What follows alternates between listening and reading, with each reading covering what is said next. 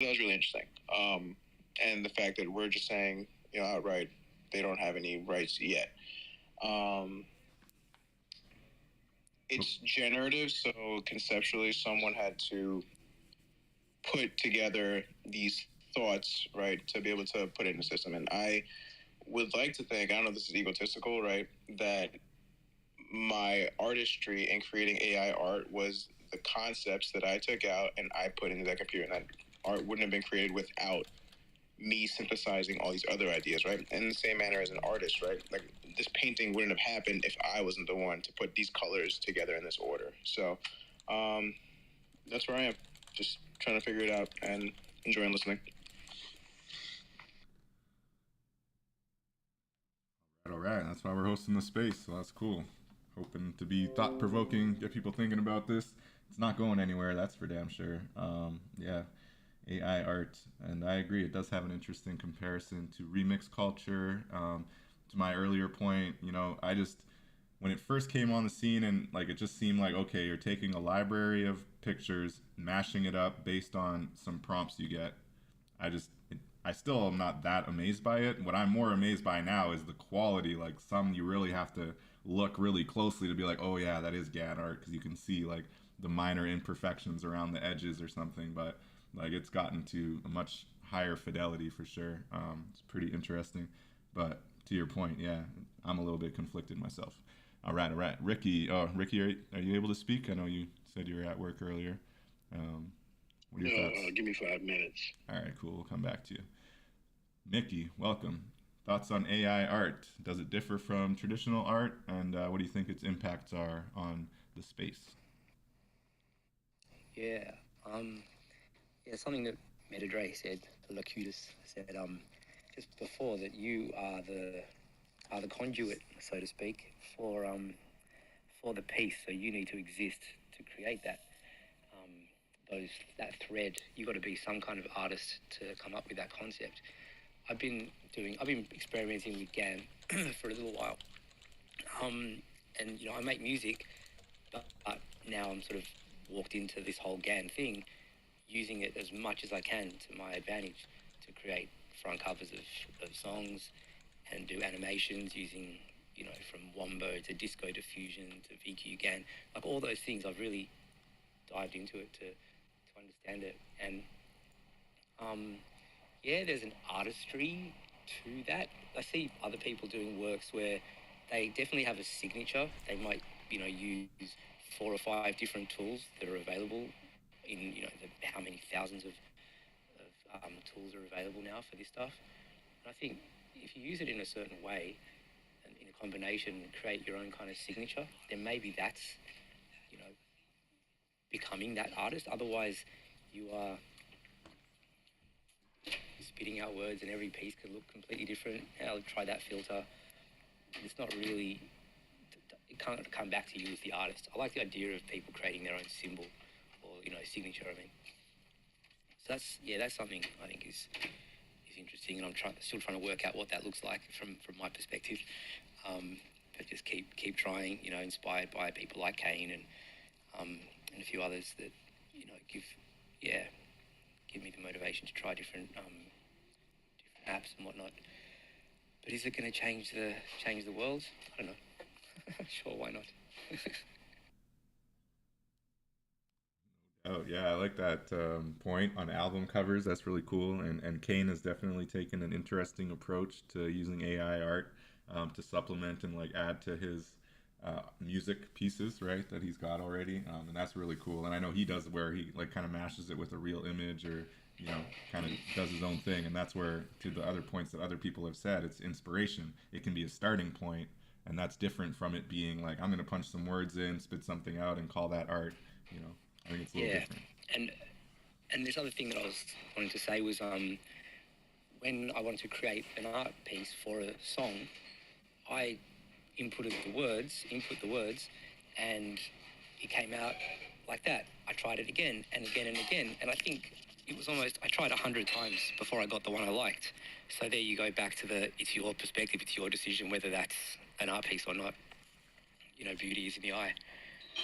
So yeah, you have to create your piece for the public. think we keep coming back to that classic cliche, right? Beauty's in the eye of the beholder, for sure.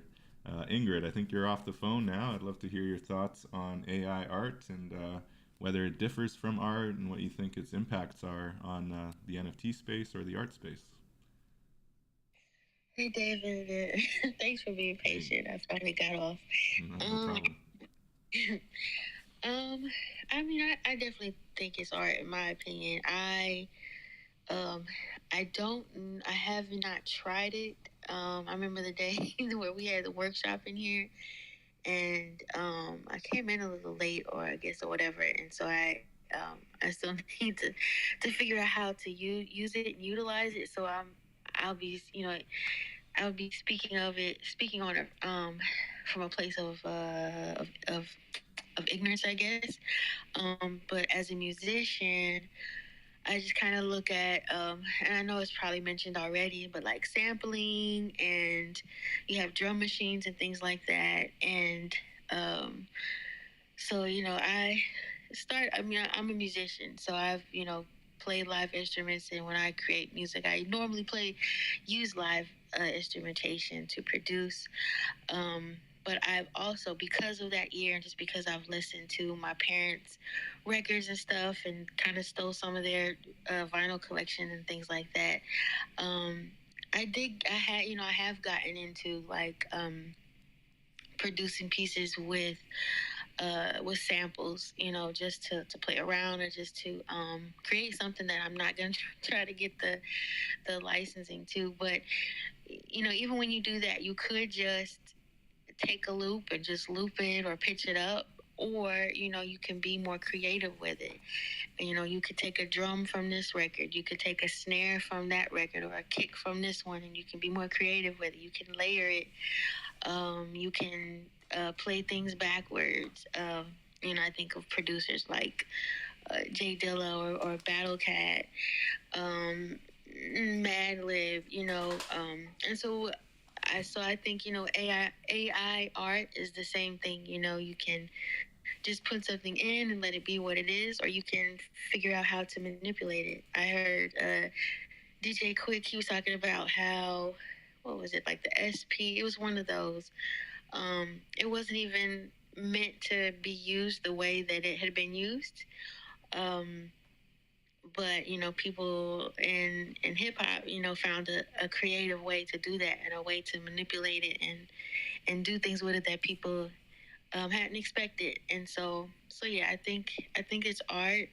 I think it's the way that it's approached. If it's AI using your words, it's using your words. But I think it's how how you use it, and finding creative ways to use it to create your visuals. But yeah, so yeah, I do think that it's art. Nice, got the Jay Dilla reference. That's what's up. Yeah, I like the music connection, and Lokitas had mentioned that as well. Yeah, the remix culture and all that. I think it's relevant for sure.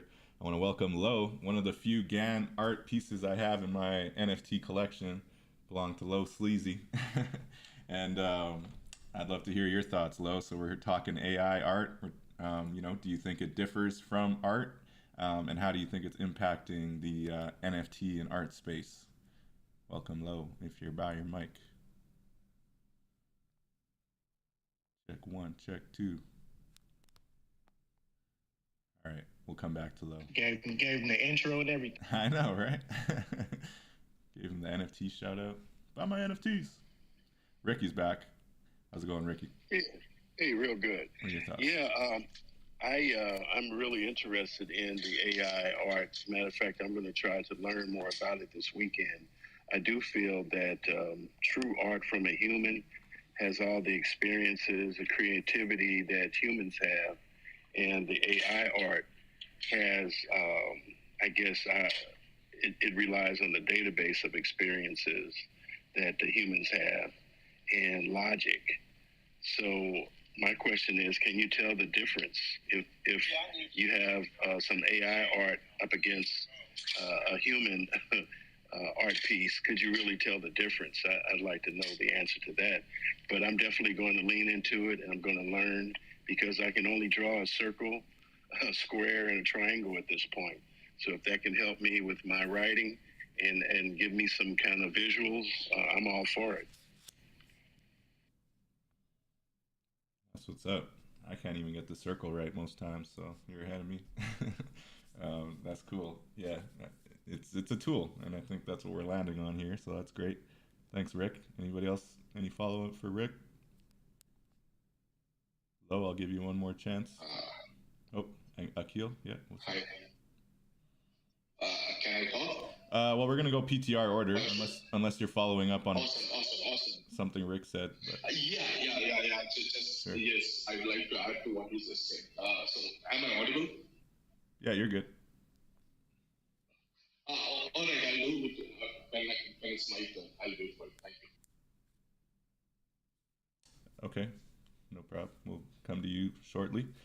Mickey, we've heard from already. Metafest Destiny, how's it going? Talking AI art. What do you think about AI art? Does it differ from traditional art or from art? I mean, I think it's a new form, but I think AI art is art. I'm mainly a music producer, but I've always been just super creative, and this AI art is definitely just expanding my creativity. And I think it could just be used in a lot of different realms. I try to think of it more as autonomous intelligence or assisted intelligence instead of artificial intelligence, because obviously without the person putting in the prompts or whatever, they're not getting the desired effect. And, depending on what words you use and how you tweak it more and more, there is an art to it, And then like coming from the music side of things, I think of things like auto-tune. They'll say you're not a real singer, but I guarantee you everybody's dancing to some songs with some auto-tune. Regardless if they can really sing or not. I think I've seen crazy animations with the GAN art. I think it could be used to come up with dope concepts for architecture, things like that. So with the right mind behind it, I think it's a great technology, all in all. Awesome, thanks. We're coming to some kind of consensus here, but let's keep it going. Sasha, how are you doing? I don't know if you're able to speak now. I'd love to hear your thoughts on AI art and how it's impacting the NFT space, art space, and do you think it differs from art? Are you able to speak? Hey, yeah, I can speak. I think I agree with Forte's sentiments about it, and people who have been saying that it's a tool in many ways. I don't know if I would say it's the same as other kinds of art, but I also think that there are just many different kinds of art in general. So me personally, I have mixed feelings about using it. I just have to figure out how I can incorporate it in the way that's most creative for me.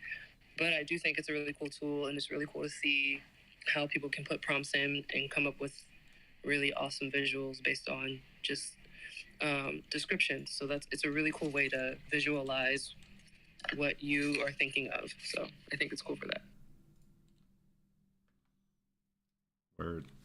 And I like that Rami had brought the literary angle as well. As a writer, I can definitely see how that would be cool, where once you're building a story, or even if you just have writer's block, but you have kind of broad strokes of what you want to write, you just like put the prompts in and maybe help inspire you. Yeah, thanks, Sasha. Akil, we're at you now. I'd love to hear your thoughts. You had some feedback around what Rick was saying, and yeah, what do you think about AI art? Oh yeah, thank you so much. This has been a while, I've been away from this clubhouse scene, and it's really nice to see, really engaging conversations. So am I audible, first of all? Am I audible? Yeah, you're good. Awesome. So the thing is okay, let me start from who I am. I'm an industrial designer, and I do create fine art. And when I look at AI, especially visual AI, one of the major implications that it's gonna, it's gonna disrupt the whole design industry or applied art industry altogether. For example, you're an anime studio. Uh, in another 5 years, you can fire all your matte painting artists who create the backgrounds. All you need is a creative director who could just feed in, uh, the prompts, and it will come out with hundreds of thousands of options from which the creative director can just pick one and kind of enhance. So definitely, it makes a lot of sense in applied industry because industry looks for the cheapest artworks or cheapest means of production in the fastest way, and no human can beat AI. So there it goes. Number one, it's like it's going to disrupt entire industries. For example, design would be so democratized. For example, what China did to premium electronics, like electronics was like such a premium thing for when it was made in Japan.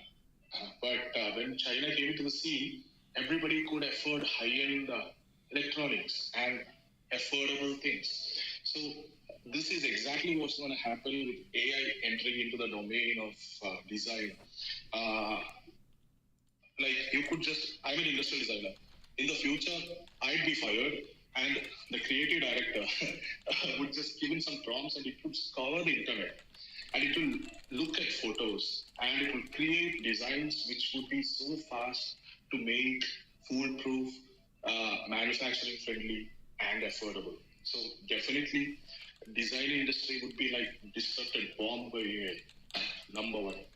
Now, when we come to fine art, this is where things get a bit tricky. Like, for example, graphic designers gone, will be fired. But fine art, this is an interesting thing. I've been pondering about this question. Like, we are at a juncture, at a point of time where we have to freaking redefine the whole notion of fine art, what it is.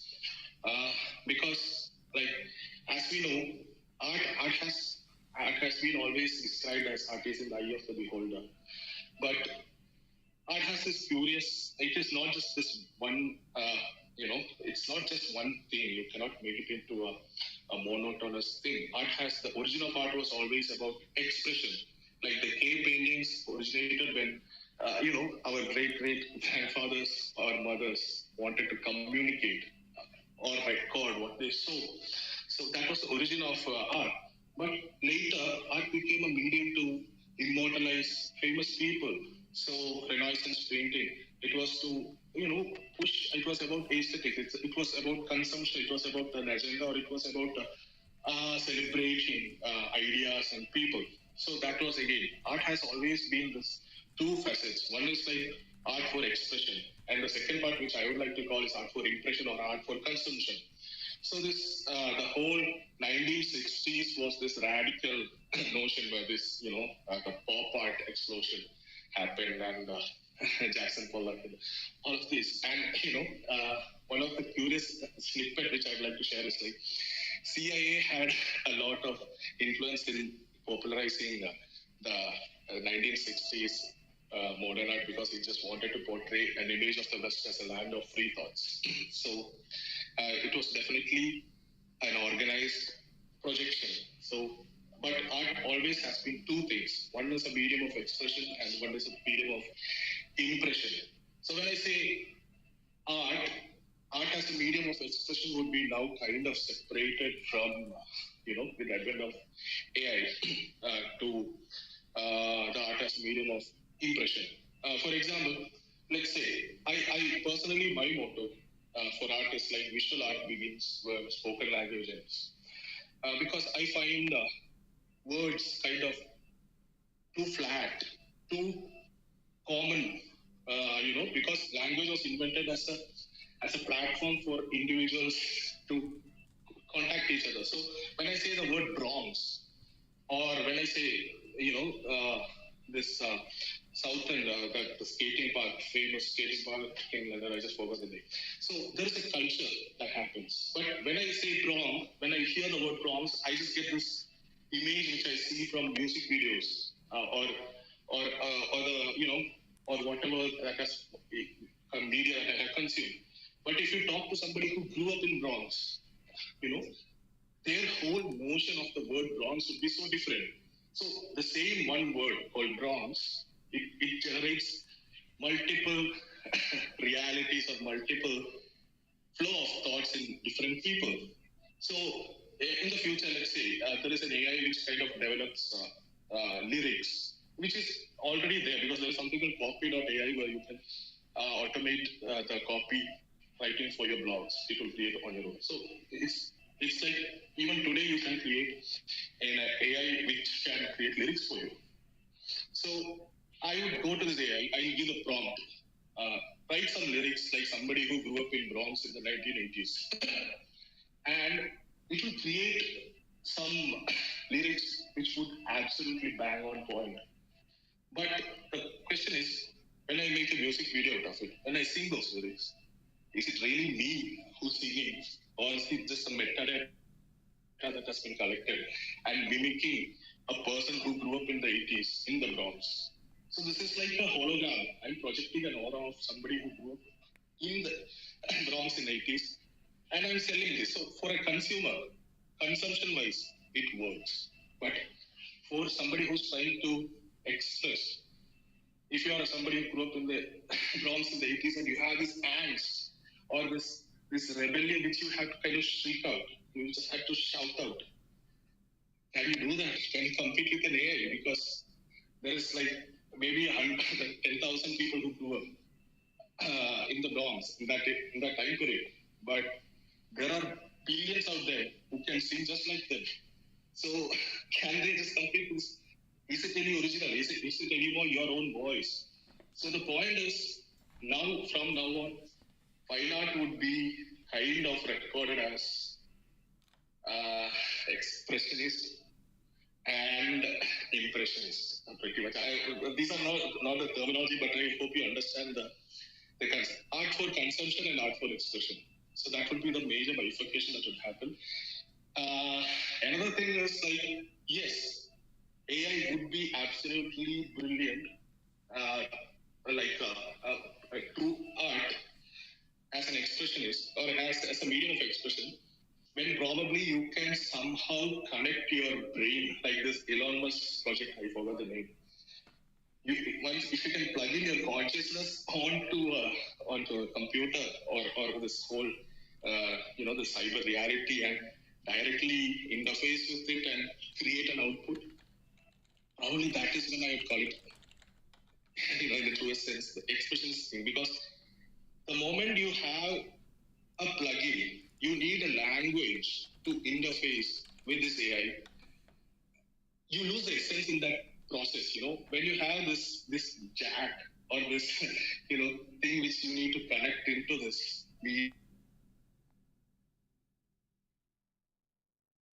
Oh, did we lose you, Akil? Am I audible now? Okay. Am I? Yeah, you're back. Yeah. Oh, thank you. That was my network. Sorry. So, just like I said in the case of the Bronx, the lyrics, you lose the essence of art somewhere. And if your purpose of art is to express who you are, then I think AI as of now won't be enough.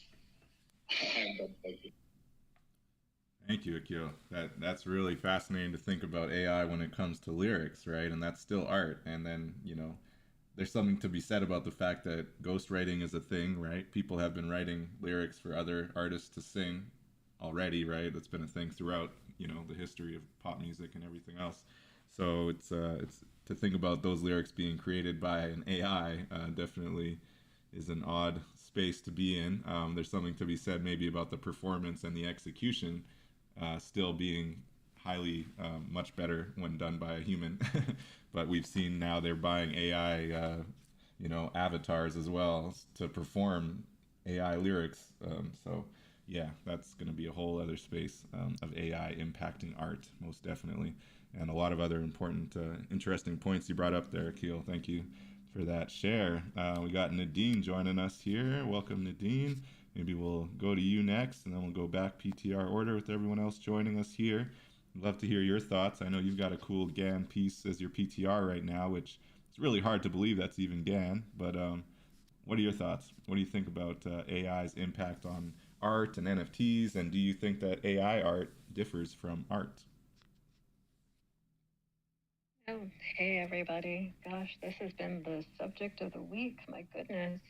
Lots of yelling and laughing and tears over all of this. And I'm just going to be a broken record and say we've had these same discussions before, calling something not art because it's new or different. Photography was not considered art. People who didn't make their own paint were considered cheaters. So we'll evolve and we'll move forward, and I think the viewers will discern a little better in the future than they do now. But I think it's all good. Bring it on. Let's figure it out. Let's have fun. Let's create something interesting and teach people how to look at it. Thanks. Unity. Yeah, we're definitely in a learning phase, and I like that boldness. Just bring it on, and it'll all shake itself out. Yeah, it's interesting. Like I was saying, the market's definitely spoken. There's definitely some demand, and I think varying degrees of people who are either fully in for GAN art or others who just want nothing to do with it. But it is a valid market for sure, and in that sense, the market is spoken, and we'll see where things end up going. Ice, welcome. True traditional artist with a lot of amazing pieces of paintings and canvas art that you've created. I'd love to hear your thoughts on AI art, and do you think that AI art differs from art, and what are its impacts, positive or negative, on the space? If you're there, Ice. Yeah, hey David. Hey. Hi everyone. It's been a while because I've been off Clubhouse for a while. AI. Okay, the first part for me is this. I love what Akil said. There's a whole lot of truth in what he talked about, going back to history. Because if we can go back to the beginning of art, or what we called art was in the cave. Cave paintings was where art started based on history.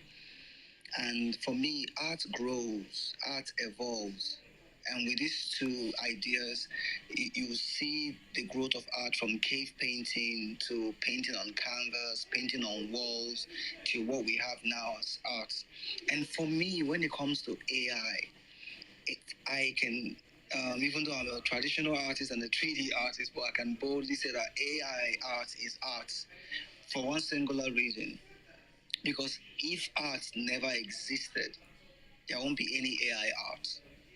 I mean, the idea behind art is to express on a canvas, or express on your tablet, or express digitally, or express using graphic design, or do 3D animation. They are all different forms of art. And when I look at a computer, I see a computer as an idea that man created to make things faster. And some computers have a faster RAM and all of that, so you can render things faster and everything. And that's still like the brain of an idea that man put together. And the AI, it's crazy the first time it came out, and even still for me, I say that AI is in a better version. That most times softwares, when they want to do an upgrade, they send out a better version for you to test and try out a couple of things to see how it works and everything before they release the real thing. I see one part of AI as a tool, but it's still predominantly an art, in the sense that the prompts we type in, even a 12-year-old can type in a prompt and it will bring out an art piece, and that can be that can be annoying for maybe me, a traditional artist that can spend hours in the studio painting, trying to get as realistic as possible with my painting, and the next thing, somebody sits on the computer within a few seconds, because in mid-journey, just a few seconds and you get your art, and then you can probably scale it up and do all of the things that you want to do on it, and somebody can have it out there and maybe sell it, and while you're still struggling to get your art done, or maybe the person might even sell it and you don't have the opportunity to sell yours, because people are drawn to what that AI art is looking like. For me, it's so much. I try to see the next 20 years from now, what would art be, or what would life be like? So it helps me weigh into consideration what the world is evolving to. Because the earth that we live in is constantly growing. Everything about life is constantly growing, it's constantly evolving. For the singular fact that we no longer do cave paintings, but we do something much more than cave paintings. We have maybe a canvas or a tablet. Back in the time when there was the Michelangelo and the rest of them, they used to get leaves and get different types of soil and and and other ingredients to make the colors they use. Colors are very, very hard to get, and Sue used it to paint the Sistine Chapel, which is the side of the football field, and it was just him that painted it for years. But now you don't need to probably go to look for the leaves to actually crush and mix to get the exact pigment color you want. You can walk into an art store and buy a tube of paint that's already been made, processed through machinery and all of that. And that's an evolving of an art material, same as evolving of an artwork itself, same as evolving of art from moving from painting to now being digital. There was a period, in the Renaissance period, there was a time when he mentioned Pollock, when Pollock came in with his own style of painting, it disrupted a whole lot of things in the art space. Some of the people then had a problem with his art, and they called it that it's not art, because they never envisaged somebody just throwing paints on the canvas and signing on it, and people were buying it. Well, so it happened at that era. When you go back to the Baroque era or the time of the Renaissance era, they all different ages had problem with each era, and they sort of tried to say that it's not art. And what we are basically seeing with the emerging of AI arts, and we can actually say it's not art, because it's still creating what somebody that was not in that space will probably say, oh, this is an amazing painting, or this is an amazing portrait, or this is an amazing landscape. Or maybe if the person was there when you are typing in the prompt, the person will know, okay, it was a computer generated image. But in general, it's still art. And we are at a time where technology is going to influence a lot of things that we do, because man is constantly progressive, man is constantly evolving, man is constantly looking for how to make things a lot simpler and a lot easier. I've forgotten whom somebody mentioned that it will get to a time where you don't need workers in your office. You just need somebody that can manage the computers, and work will be done. And it's already happening in some countries. They're laying off a lot of people, but because of the fact of what the computers can get done and what they create, if it's not close to what the humans would create, then you might probably say it's not good enough. But AI art still is existing on the foundation of what we define as art. So we can't actually say it's not art from my own perspective. I believe strongly that it's art in its full essence. And it's art that is here for the rest of human history, and to keep evolving into more other things. I mean, we see movies that talk about the Ice, we're kind of movies losing you. that We're losing you into the matrix a bit. in 2000 and always go. Can you hear me now? Yes. Can you hear me? Yes. Okay. I think it's So better now. we've seen movies. Okay, we've seen movies that project. Okay, this movie is shot in the year 4000 or 3000 and something, and all of that, and we see humans existing in the space whereby everything is all we're all moving in flying cars. Everything is so computerized, digitalized, and everything. We are pushing towards that space. Ready Player One, it's a movie that we watched and we clapped at, but are almost at that space whereby a lot of things will be driven digitally.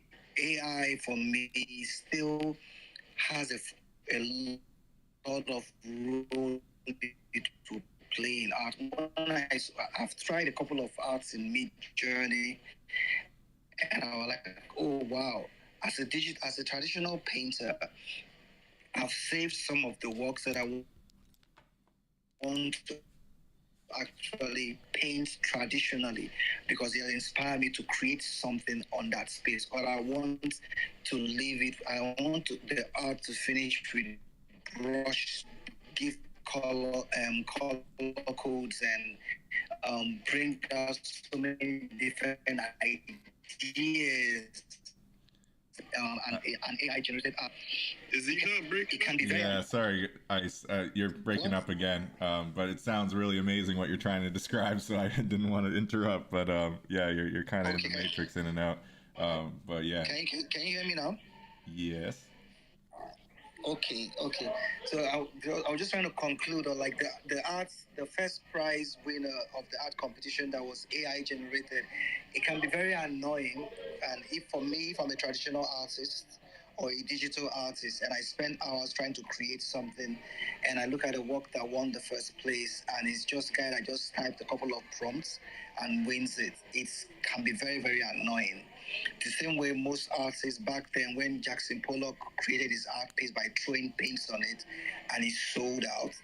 The same way, the same feeling, the same emotion, but it was still art. Because if we could put Jackson Pollock's art in the history book as art in the ages of that time, then AI too, I believe, is still art that will be if we transcend beyond AI art, we'll find it in the history book that there was a time AI art was existing, and now we have something else that we are facing or we're dealing with.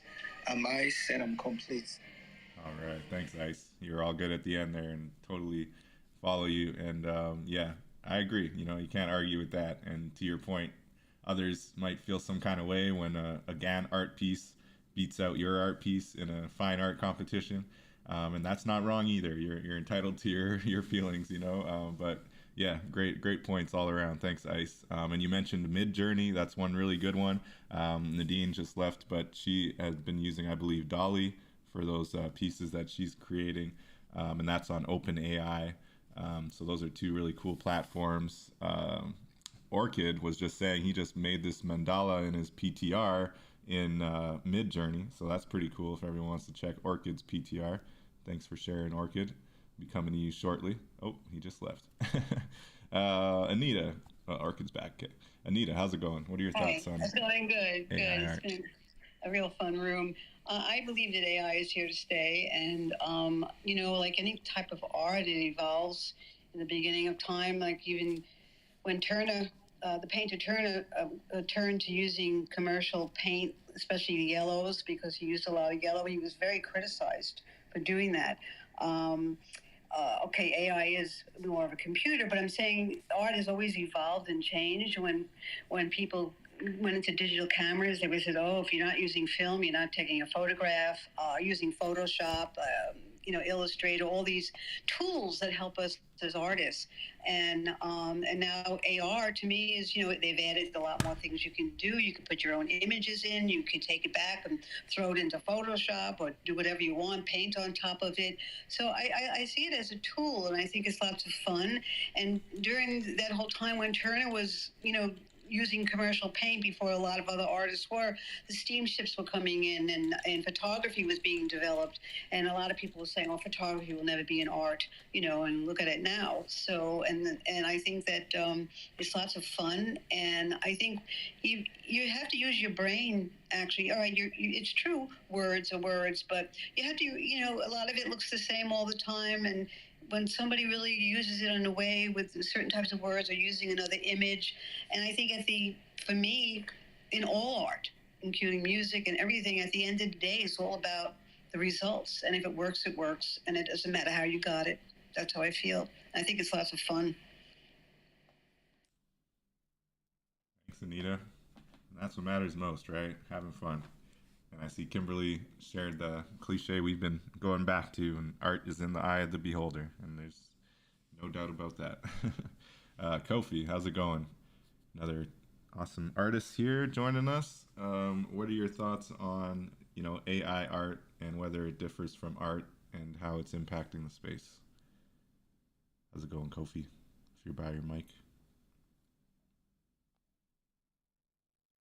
Not by your mic. We'll go to Orchid next. It's nice enough to share an actual example of some mid-journey GAN art that he just pulled together while we were having this conversation. So what are your thoughts, Orchid? Does AI art differ from art, and what's its impacts? Oh, we got some background noise. Oh, let me work on that just a sec.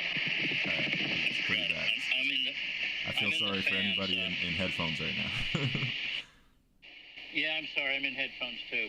I turned it off. I'm inside my van and I have a fan going because it's 110 degrees outside. So, anyhow, is that better? It's a little better, yeah. Okay. I can go outside if I need to get away from my other fan. The swamp cooler has to stay going or I'll fry. But anyways, I have mixed feelings about it. I mean, I'm a digital artist. It's not traditional art. So, I have mixed feelings.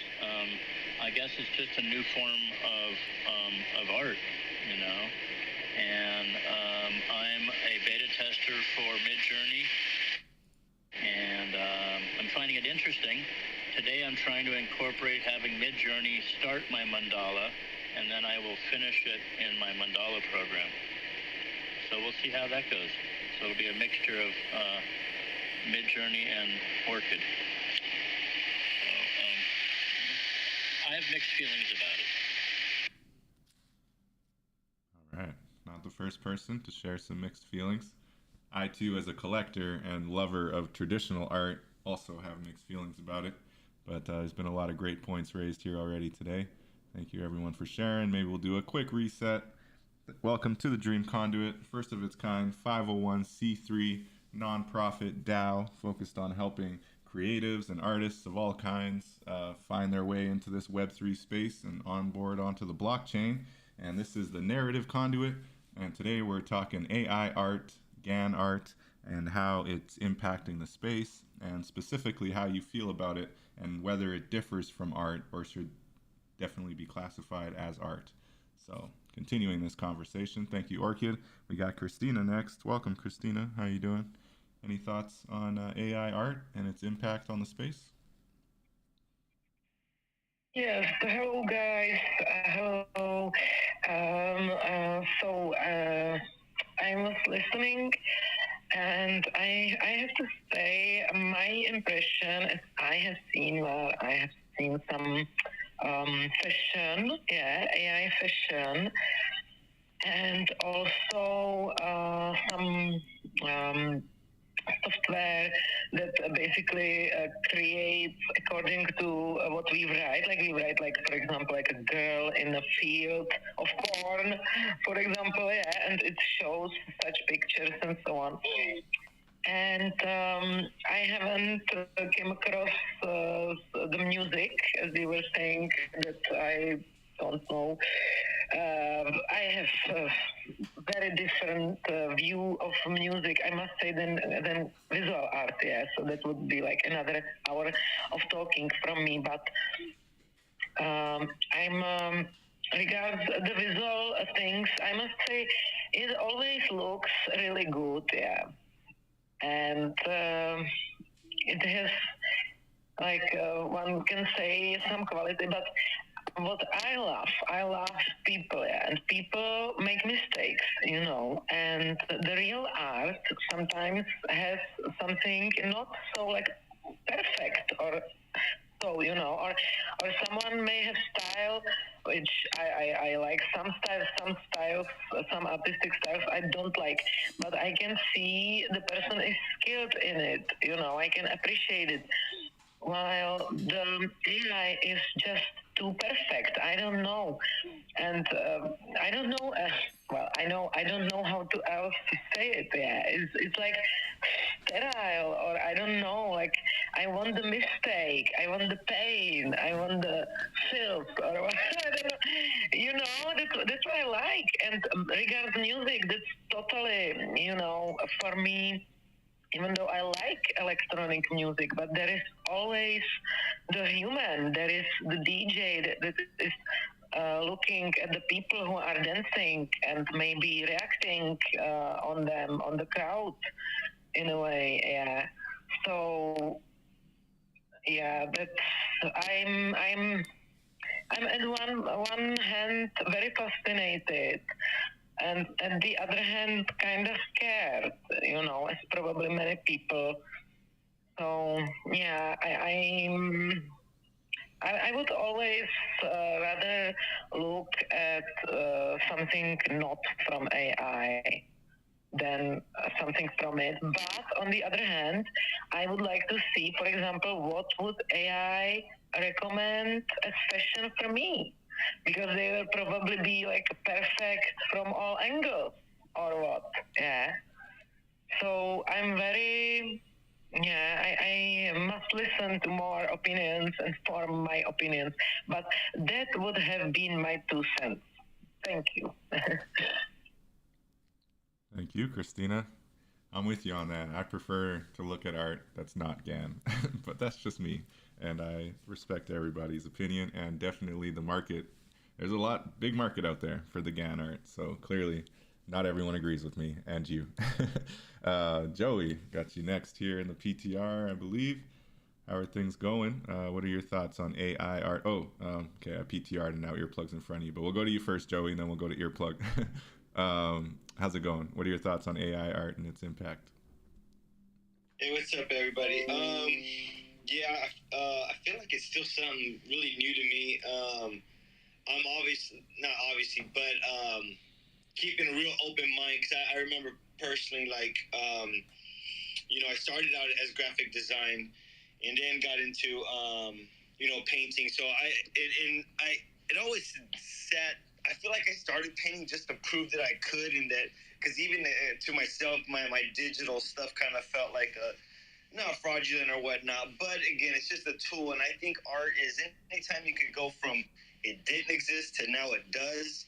You know, I kind of nowadays cast that wide of an umbrella. So if you know, if it wasn't there and I couldn't smell it, see it, somehow, you know, absorb it with my senses, and then now it is, that's, you know, it got created however the hell it got created. You know, obviously it's an art form of some kind.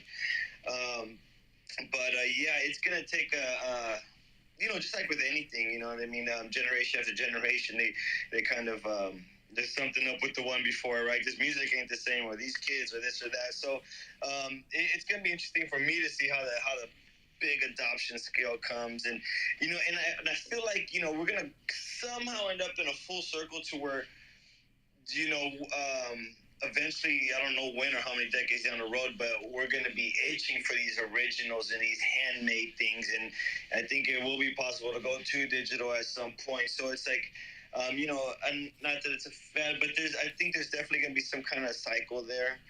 But for the most part, you know, I feel like I'm still barely learning and don't feel qualified to speak on it. But yeah, you know, I'm just trying to keep an open mind and see where this goes. I feel like somehow, yeah,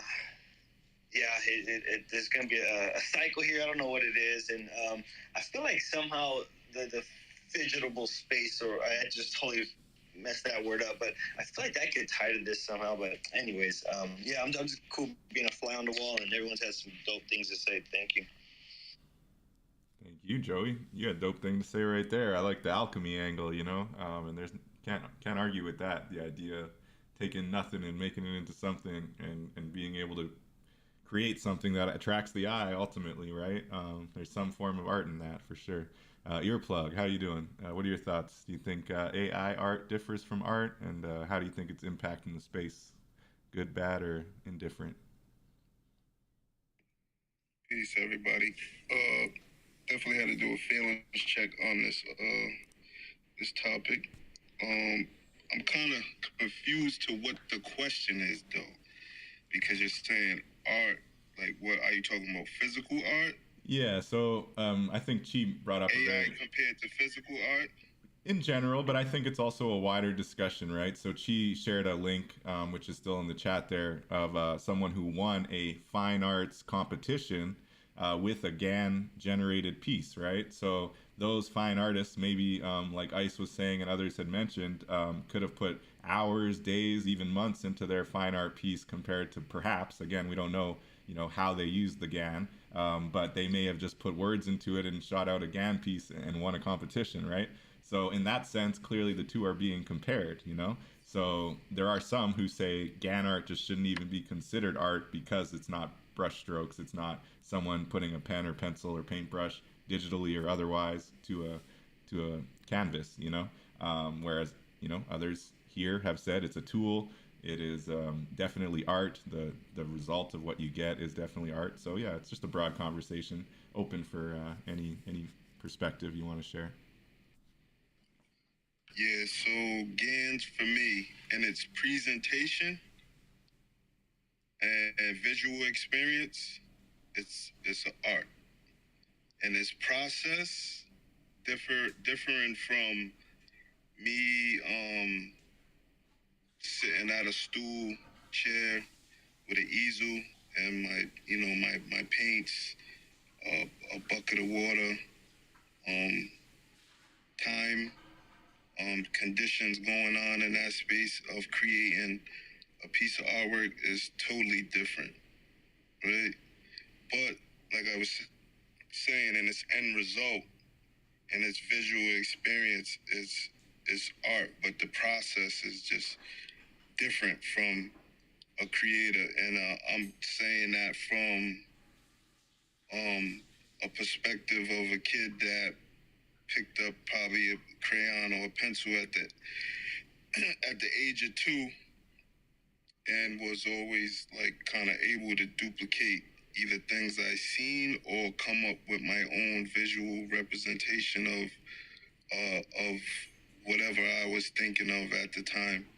So GANs, and if you're comparing it to physical art, are two totally separate things, but there's an end result that ends up in a, like I said again, I'm being repetitive, but the visual experience, or just you're able to see it now. So, but they're two different things that give you an opposite end result.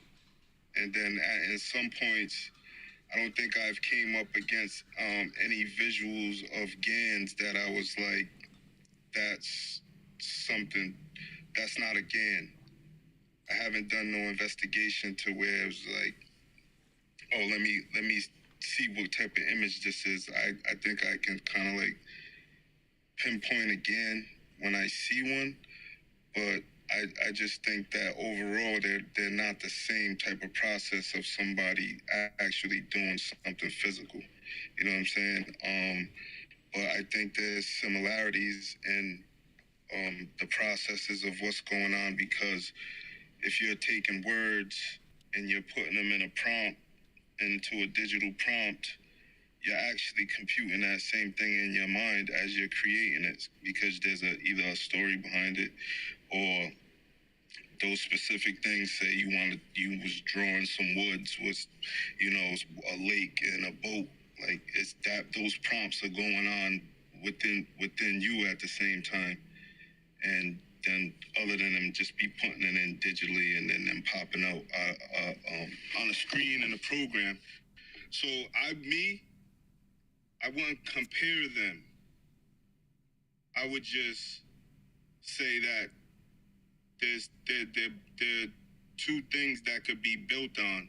So now you can have your GANs, you can create a GAN, and then you can go more extensive and put it in more programs and make it, manipulate it, animate it, or put it in Procreate or something and draw something on top of it, and that be your background.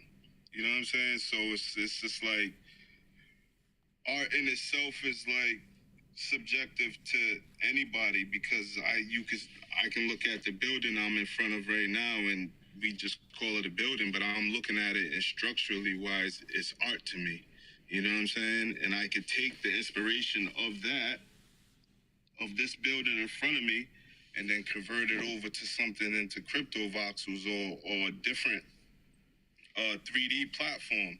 You know what I'm saying? So it's just like the processes are somewhat the same, but GAN and physical, there's literally no comparison other than the visual end result of what those two things can do. So you would kind of like do a test or something, like take a GAN canvas and a physical painted canvas and put them in the room and let people decide what is what is it, and how do they think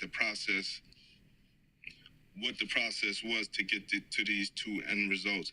But they're not the same, but they do a thing where they either GANs motivate people and it helps them express themselves in a way, and I think that's where the attachment comes in, to where people seem like they're biased to it, even if they wasn't a physical artist in a sense, but they came across GANs and they're like, yo, this is a way for me to express myself. I took these words, which are super personal, you know what I'm saying, and I put them inside of this program and it spit this out, you know what I'm saying? So I have a relationship with physical work and GANs, because when I first came into GANs, I was thinking of a prompt, right? I can't remember which one it was. I was thinking of a prompt, and then in that time I was thinking of it, it took me hours to get to the program and actually put it in there. But when I got to the program, what I was thinking was sitting right there in the prompt already, like as an example. You know what I'm saying? So it's just like, I have a relationship with it to where it's like, yo, what the fuck was that? You know what I'm saying? I was thinking of it, and then when I went to it, it was there. Yeah, it's like these weird like neural connections to the things that we do. But at the end of the day, whatever we think ends up manifesting anyway. It's just not in the process that we wish it would happen. You know what I'm saying? So I just think being highly aware of things and the situations that you're in will help people determine what is what in front of them, because I don't know, GANs and digitally making an image opposed to making it physically are two separate things. But like I said, the end result gives you pretty much, it can give you the same thing, and people can be confused of what those two things are or what the process was to get to them. So, whatever you do, just use the tool and reverse engineer it and innovate it and just make it a thing. And I think, like I said, that word art is subjective, and that's even coming from somebody who like, I don't feel right if I don't create something for a long time, like, you know what I'm saying, like within myself. So it's just like, just use it and do what you got to do. I think they're just all different platforms of expression, of self-expression. And I think we're just trying to get that out in any way that we can to communicate. You know what I'm saying? Like, it's mad different languages going on right now. You know what I'm saying? Some people might not really understand where I'm coming from, and it might take for them to get it later, and it had to compute, but then they get the picture later. So that could be like a GAN in a, you know what I'm saying? Like, let me chill though. I'm out though. But yeah, they're two separate things, but you can come up with the same end result or better. I follow. So you're saying it's the form kind of, and then the process to get there is definitely just the process, very different. You can't compare the processes. Like, right. If you're gonna say, is it the same thing?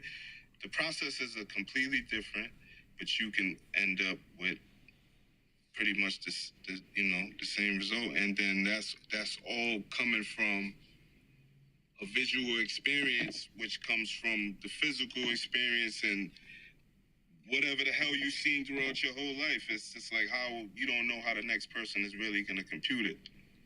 But if you latch onto it as something that's good for you and can help you process something or help you get to a next stage of creation, you know what I'm saying? Yeah, embrace it like that. But they're two separate things.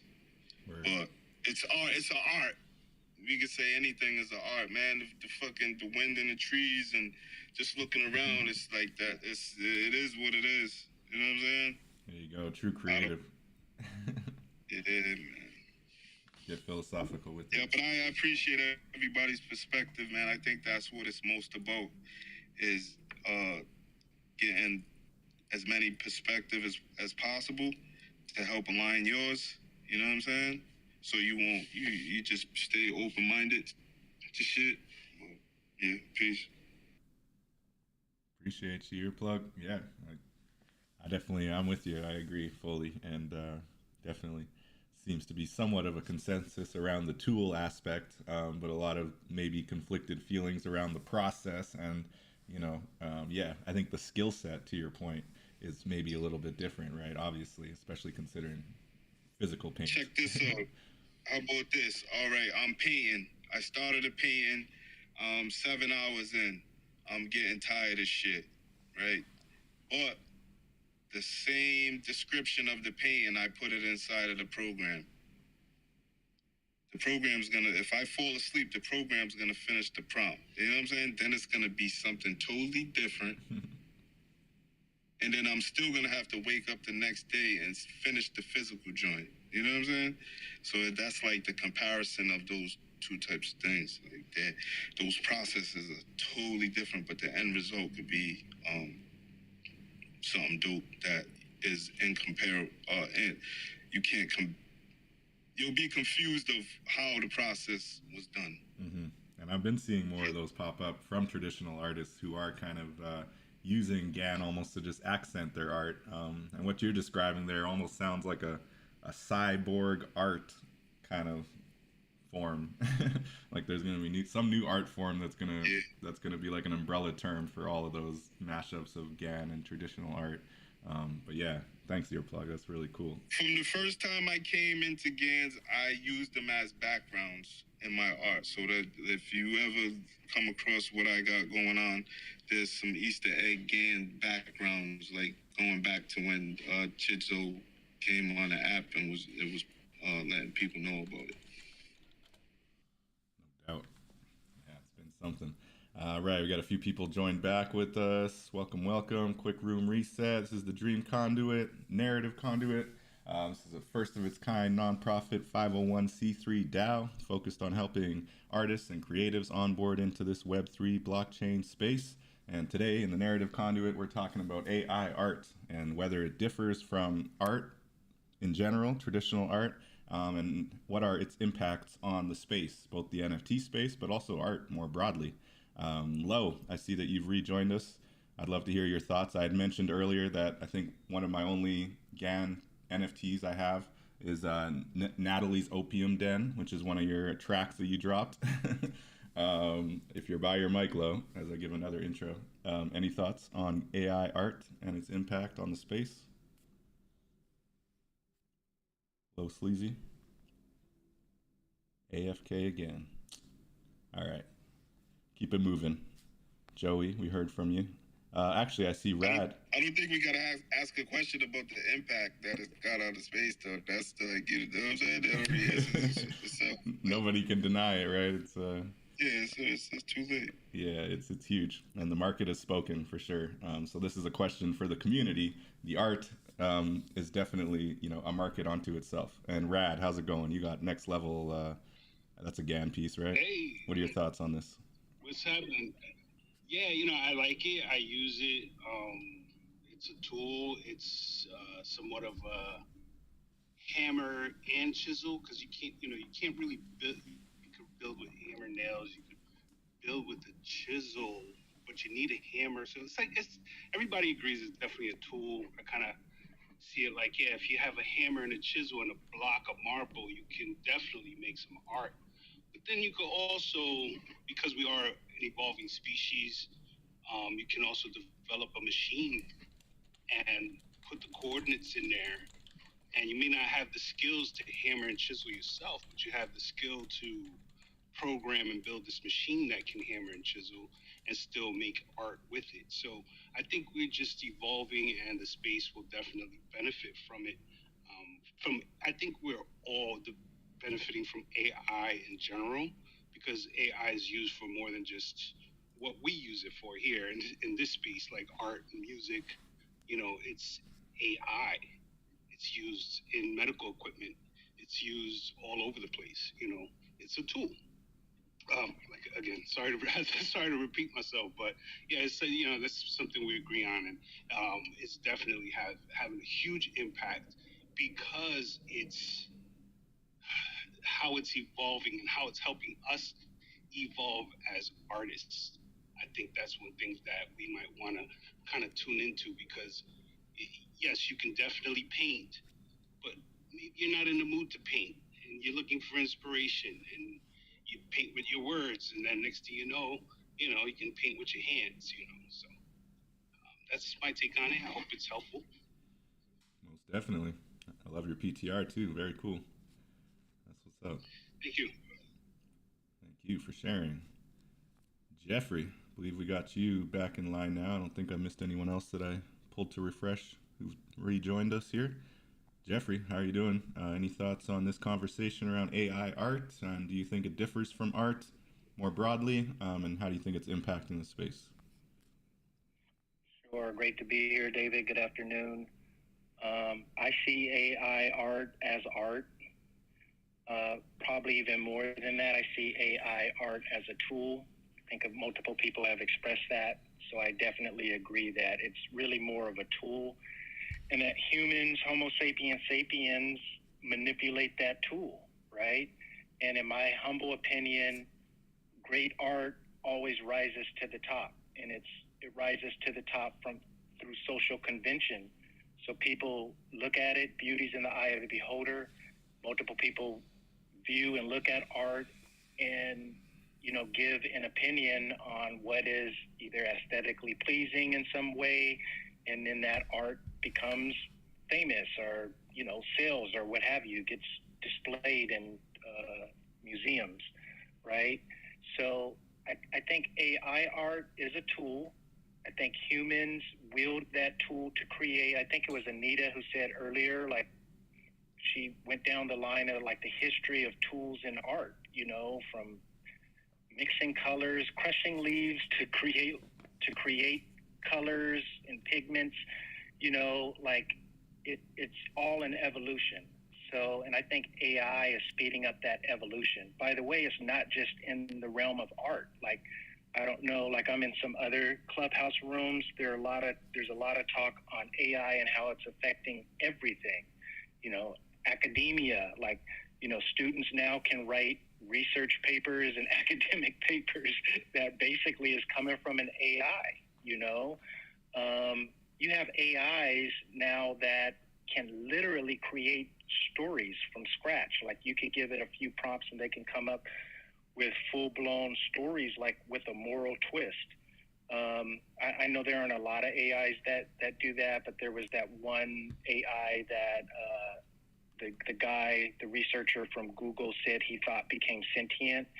There was a lot of chatter on that particular, I forgot the name of that AI, but that particular AI, there was an article written where, he asked that AI specific moral questions and questions about storytelling. The AI was able on the spot to come up with moralistic storytelling in the form of fairy tale type stories with a moral twist.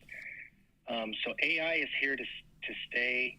I think humans, at the end of the day, we're still behind the AI. I haven't seen AIs grow to the point where they're totally independent. So I think the cream will always rise to the crop. Like I said before, in the art world, you could put, so in other words, people who get super creative with GANs or the prompts, and we see their AI generated art, like on Midjourney or DALL-E, and we like it. It's like, okay, well, how come everyone's not doing that? Okay, because someone who got skills figured out a way to do blah, blah, blah, X, Y, and Z, and their shit is looking dope, right? And then people will copy that.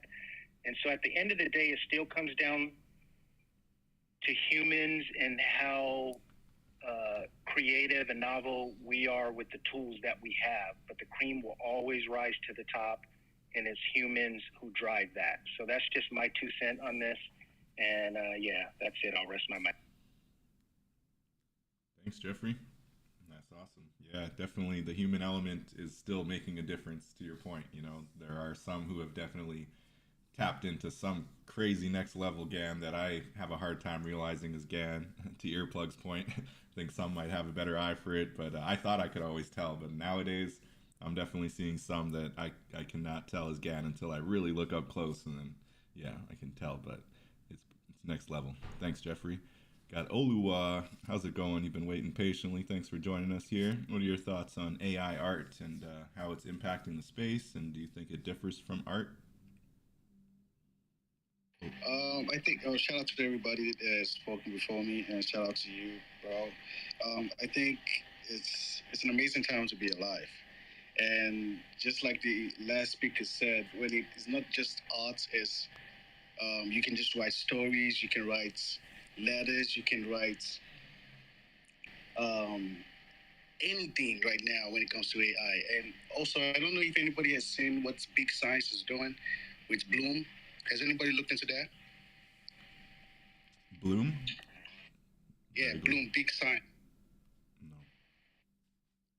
So Bloom can write, I think, over 57 languages, not just your normal English, French languages. It can write a computer language. It can write Python. It can write anything with just a prompt. So it's only getting better. And for me, AI art is art. Like, I think what people are just still, it's just like the same thing when it comes to music. Right now we have AI, applications where you can make music.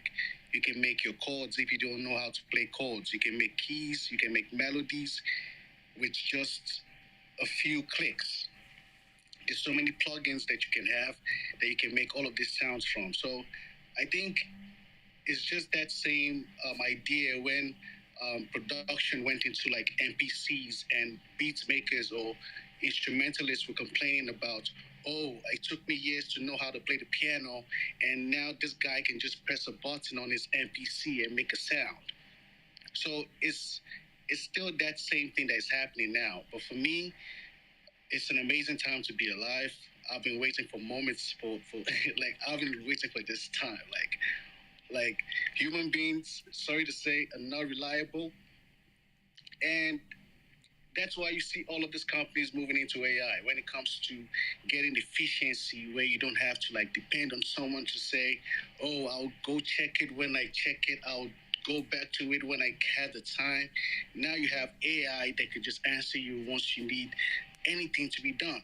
So I think it's an amazing time to be alive. I think AI art is art. I think the only thing that people are just mad about right now is the process that, oh, you're not. But it's the same thing when it comes to someone who paints on the canvas and someone who paints on Procreate or paints on Photoshop. They have different tools, but at the same time, it boils down to the products, the final result. And not just for the creators, it's out there for everybody to see and appreciate. So art is art. It's not how it's made, but the results is what we're talking about here. So if AI art is being appreciated by someone or people out there, then it's being appreciated by those people. And if your art is still being appreciated, it's still cool. So it doesn't change any.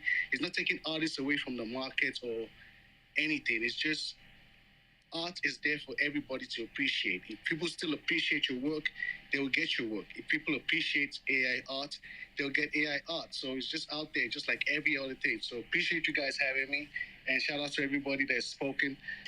It's a beautiful room. Have a good day. Appreciate you, Oluwa. That's awesome. Great share. On point. Sorry, was someone following up on that? Oh, sorry. I would. Hey. Yeah, you're next in line, Mike. How's it going? Oh, cool.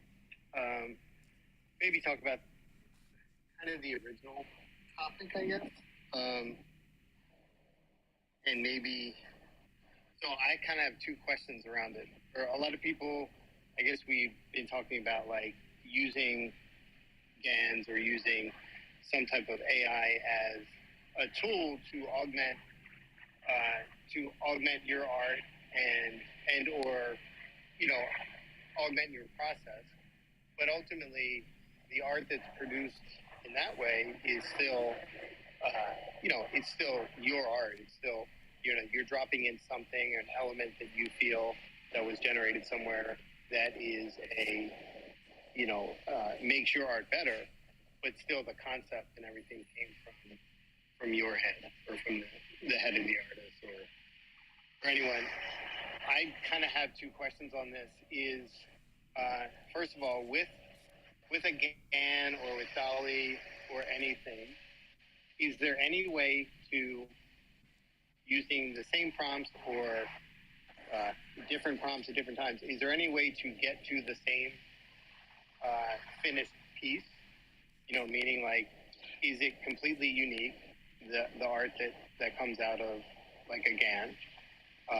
Yes, it is. Okay, so, and then at the same time, is that GAN or is that DALL-E or is that general AI, is it sentient in the sense that it wasn't just a bunch of kind of machine learning or conditional statements that got to that unique piece of art? Like, is there a soul in that piece of art? In the sense that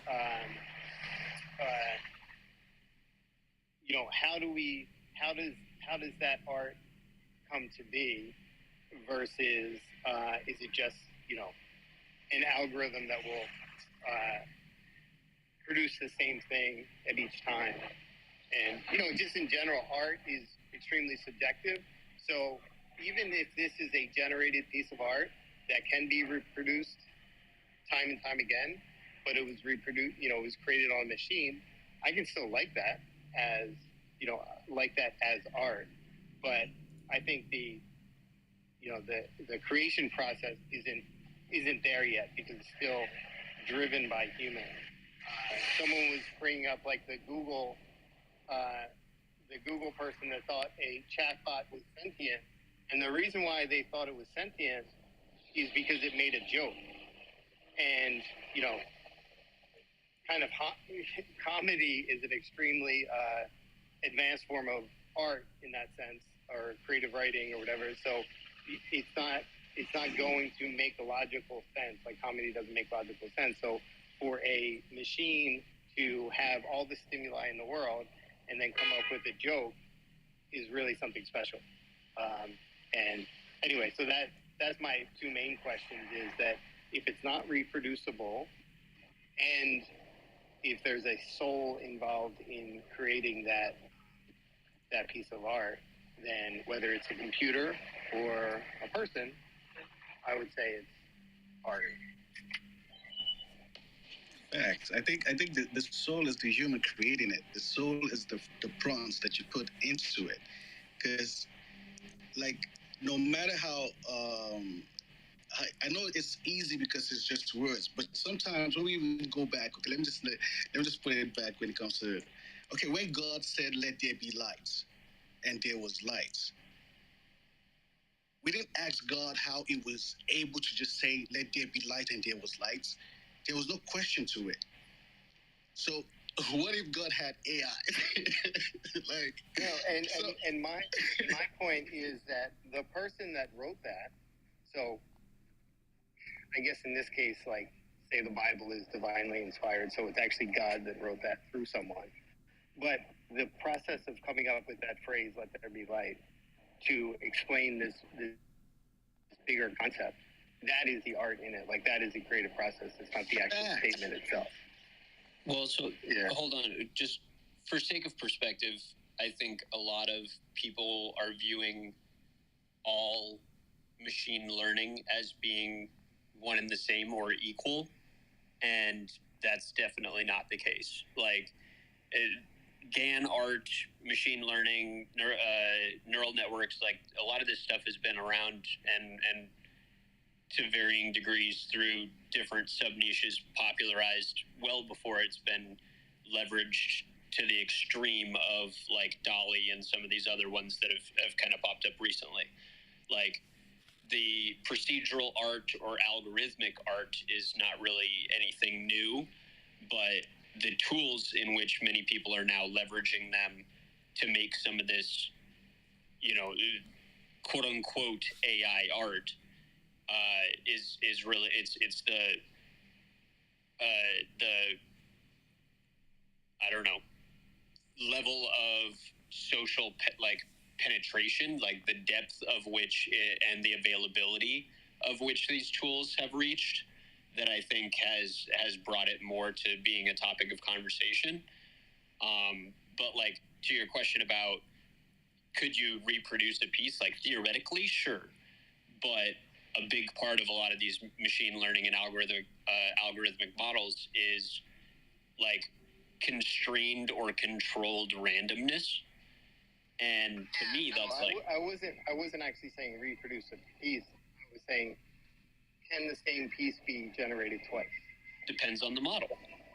It depends on what it's trained on. If it's a very constrained algorithm or trained on a very narrow data set, sure. But on some of these definitely actually, like more. So go ahead. Right, that's not sufficiently random then, I guess. Well, and depending on the data set that it's trained on or the degree of randomization introduced, you know, just say you ran the algorithm 1 million times, the chances of there being a duplication or a replicate is much higher depending on the depth or breadth of the data set. The more variables introduced, the less likely the degree of, you know, overlap or reproduction would be. Yeah, so like, I guess in common terms, it's like there was a Mona Lisa created in another multiverse already.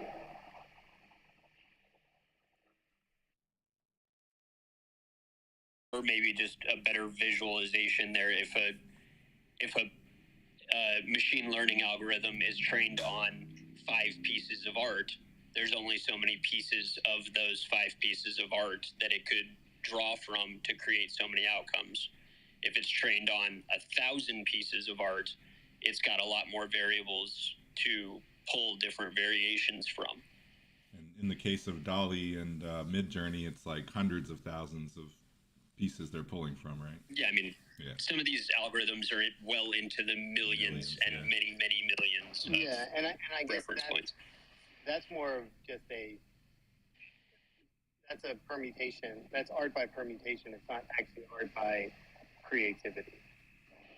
Well, the prompts. I guess it depends. Yeah. Depends on what you do. Like, and I think all of this boils down to what people define as art. Like, I take a fairly broad stance. I'm a huge personal fan of like conceptual art. There was actually a kind of tangent, but very relevant here. There was an artist that did a piece just the other day, a series. Pronoia is his name. He's never written a line of code in his life. And he basically came up with like an AI-assisted generative art. He used GPT-3 which is trained on JavaScript libraries, to then write a P5JS code for generative art. So this is a man that's never written a line of code in his life, that used AI to write an algorithm to produce generative art. Yeah, but the algorithm is the art. You know, it's not that him writing that algorithm in that way. He didn't write the algorithm. He never wrote a line of code. He used AI to write the code that then created the visualizations that we see. Is that art?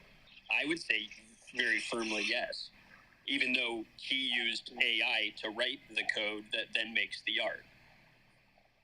How did he prompt the AI? That's a good question. It was something a lot, like he has an entire like Medium post writing about it, but essentially, like, conceptually, he ask GCP3, which is trained on JavaScript libraries, to write a generative code for him. Like, I think the prompt was write a generative artwork in P5.js. Oh, okay. So if you wrote that again, that obviously that algorithm would be different the next time. Very likely, sure. But the actual the code would be the same though, right? Because the code is the code. I mean, No, the again, code is different every time. So depends on the degree of randomization. Like, I'm David. I'll send you the link. But you guys can go and read the Medium article. He's got a whole breakdown of like the prompts that he used, the outcomes of those prompts, like not only in code but the visualizations that came out of that code. But like, to me, conceptually, that is art. Like, it has a result that is a visualization of like the randomized outcomes of the code that he used AI to write. But conceptually, like, the series is art, in my opinion. But like, many people would say that art is how much effort they put in. And for sake of argument, he put in very little other than like the curation process. And still, I think it is very firmly a degree of art. And that's like pushing, like, when you're coming up with like a whole new category of like AI written code that then generates generative art, and that's pushing the AI assisted part to the extreme of the extreme.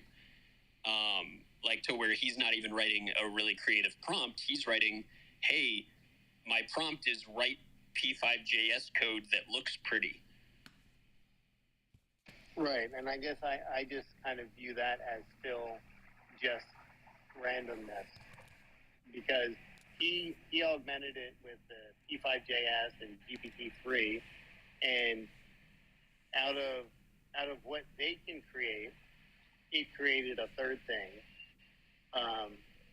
But that third thing was structurally sound and followed all the rules and compiles and, makes what we consider visually stunning things, but it is the sum of its parts. So it's the sum of GPT-3 and the sum of PSJ5 or whatever, or PS5JS or whatever it's called. So, but if those two things didn't exist, that third thing wouldn't have been created. Whereas, that's where the uniqueness of a human mind comes in, or a sentient mind comes in that says, okay, I can create nothing from scratch, not, based on my tool set. I mean, to me, I view it sort of like there's a lot of conceptual art that's like, well, hey, I could do that too. Or like, my 5-year-old could do it. And it's like, well, yeah, but they didn't. Or like, oh, well, I could have done that first. It's like, yeah, but you didn't. Or like Michel Duchamp. Or like the artist's choice of it being art, like his ready-made pieces, in a way makes it art. Like, right, and that was the contention in like the Bitcoin standard, where he was like, well, the Renaissance or the great masters or whatever, their art is better because Jackson Pollock, all he did was splatter paint around. But I think that's just a simplistic view of judging art. And like I was saying, there is AI generated art that I can completely fall in love with. This is amazing. It has complete value to me, whether it took earplugs 7 hours or 15 hours or 20 hours to paint, or it took some prompt, 5 minutes to generate. I think it's competitive, but I don't know that it's creative, I guess. Thanks, Michael. Maybe it will be. Yeah, no, I think those two questions you had definitely prompted a good conversation of kind of looking under the hood of these AI platforms. And thank you, VGF, CJ, for that analytical response. It definitely comes down to the data set, as you said, as far as how random it's going to be. But a lot of it comes down to the data set and the subjective nature of art definitely comes into play here, and what people value essentially. So thanks, Mike, for those questions. Very cool. And thanks, CJ. Get everybody else in here. I think we got Evie and then Treasure Notes. Evie, how you doing? Thanks for joining us. Any thoughts on AI art and its impact on the space? And the question at hand, do you believe it is art? Thanks for the link, VGF. Hey, I might be a bit quick because I'm hungry and I need to get supper. But I'm in the middle somewhere when it comes to my thoughts around AI. I learned AI art via someone called Chisa in the space, and at the time it was pretty new to me and really exciting. But one of the things that bugged me when I was still learning was I thought it was quite limited for me in that, I didn't know how to use my own images or use things that I already created to mix it up. But I'm sure now it's evolved a lot more and people are obviously doing a lot more, because that was about a year ago when I was learning that. So that was a frustration for me. And in those moments, I felt that it wasn't true to my specific art or my specific style of art. I think for many people, it's a way to, and I don't know if other people have already covered this earlier because I came in quite late, but I think for many people it's a way to enable them and empower them to create art. Because when I think about it now, I know one person who has limited abilities in that they cannot type. I can't even explain the science behind how they communicate with me whenever I go to visit. But what I can say is that in situations like this or with AI, they can create a piece of art in a way that if they were to traditionally paint or pick up a Apple Pencil or any sort of device, they will not be able to do. So that has created a tool for a lot more people to be able to create art. And but I also understand, because I'm also in that sort of space where for some particular GAN skills, I'm not going to say all of them because they're different AI tools, but some that I've seen almost look the same. And I wouldn't say it's not art. It's almost like saying celebrities who have surgery and all look the same face, same boobs, same eyes, same shape. For me, it's boring, and for me, it's not exciting. But there are many people who like that, and there are many people who want to buy into that, and will still celebrate that celebrity, and they will still make lots of money. And I still think that's the same with art. Everybody has different tastes as to what they love and what they like. I love art when it's not predictable, when I don't know. And in the same way, I don't particularly love hyper-realistic art either, unless it's exceptionally impressive in that it's either so good I can't spot a difference. And even then, I think it's still boring, because I think, if I wanted to see the exact same thing as I can see in real life, then I might as well take a photograph. So why do I need you to spend 130 hours to create something that's exactly the same? So I don't believe in this concept of low effort, high effort. I understand why people feel like that, but I feel it's more of a control and almost gatekeeping into people's process, because I've heard people say to me and other artists and people who, work really hard and say things like, oh, how did you do that? What software did you use in particular? And in some cases, I would say things like, oh, I use Photoshop, and then I use a Chinese app, I don't remember what it's called. And they would say, oh, you're going to have to tell me what app you use, because if you're selling that NFT to me, I want to know what tools you use. I want to know what your process is. And if you don't upload videos, then I'm not interested in buying. And my response is always, I don't care. You don't have to buy my shit if you don't like it. I don't have to tell you anything. I don't owe you that.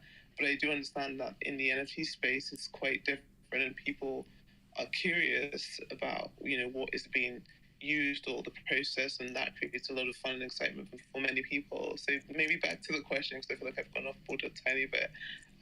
Do I think it's? I think yes, it is, because if people can in England, put a bloody condom on the floor and call that art, and people are praising them, then what stops somebody who uses their mind to conjure up words together and create something which they deem to be a masterpiece for themselves.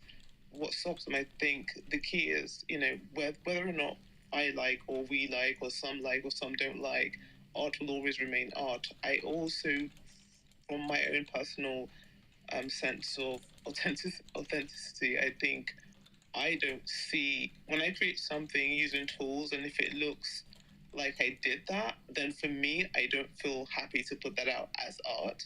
But I've seen some work that still looks amazing, and you can still see, I think it was Anna Natta, I've seen her work where she does use GAN quite a lot, but she's also a 3D artist, and that she's found a way to sort of use the skill set that she already has, to combine it to make, with this sort of AI work, and it's unique to her that I don't see anybody else. I still can tell it's AI, by the way, but it's not the same as what some other people still do. And I've seen other work where 5, 6 people, and although people say it doesn't repeat and doesn't replicate, there's something about either some of the textures or the colors that I could tell immediately that it was created using this specific tool.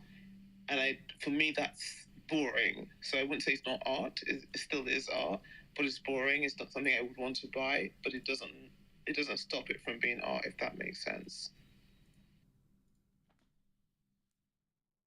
Perfect sense. Thanks, Evie. Great points all around for sure. All right. Keep it moving here. Hit the 2-hour mark. Got 20 minutes or so. Treasure notes. What are your thoughts on this topic at hand, AI art and its impact on the space? Welcome. Hello. I believe, in a way, it. Hold on, I'm getting a red bar. Can you hear me? Yep, so far. Can you hear me? Yep. Okay. I believe it's art in a way. I don't know what we would title it just yet, but it is in a way art. Then I get to thinking maybe it's from the collector or the buyer's standpoint. They think it's art, because like some of my clients, when I make art, and they be like, well, I need a canvas made for my front room or something like that. I said, well, what you want? They're like, no, don't ask me. Just, I want you to make up your own idea, make up your own thing. So I come with my own creativity, and then I put it on the canvas. Now, with this AI art, I'm trying to figure out, you tell it what to draw. It doesn't just create its own things, do it. Then that part I'm trying to figure out. So if it can create its own things without somebody telling it what to do, then maybe that would make it even stronger art. But if somebody has to tell it what to draw and stuff, to me, that just brings the value down. That's just me. But they are forms of art. But it's just kind of confusing in a way. Like, if you even think about it with music, say, for instance, the old time DJs, they had the turntables, and they scratch and mix, and they do everything by hand. And then, the Serato came in now, where you can do everything on the computer, and you're mixing and scratching. And if they have a contest, and one person's using regular turntables and the other one's using the new technology Serato, maybe the one with the turntables is like, that's not really mixing, that's not really DJing. But it kind of is in a way. It's just with different tools. So it's confusing, but I think it's kind of here and there. It is art, but it's just a different form. I appreciate you. Treasure notes. Yeah, I think that's been a recurring sentiment for sure. It's art, but a different form, and how you create it does make a bit of a difference for sure. I see Kofi, you rejoined us. You weren't able to answer last time. I'll give you opportunity if you're by your mic. Thoughts on AI art, and does it differ from traditional art, and how's it impacting both the NFT and the wider art space? If you have any thoughts, Kofi? Hello, Dave.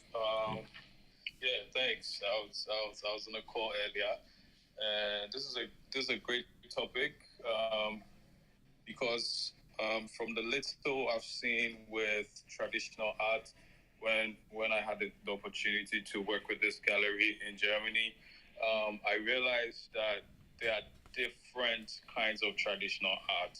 It's the same art, but it's different. There's so many different aspects even in that space. And then when you come to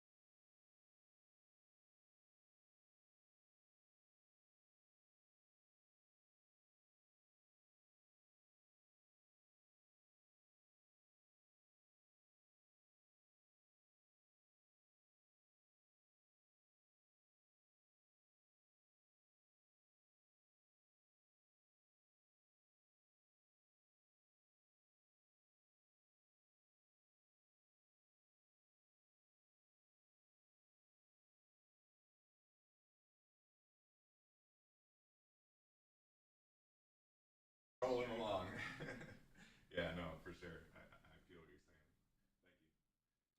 All around. And we got Chaz on this floor here. Thanks for joining us, Chaz. I know you're making awesome use of GAN, and as a traditional artist or as an artist who's done some interesting work on the blockchain already, I'd love to hear your thoughts on specifically, does AI art differ from art, and how do you think it's impacting the space?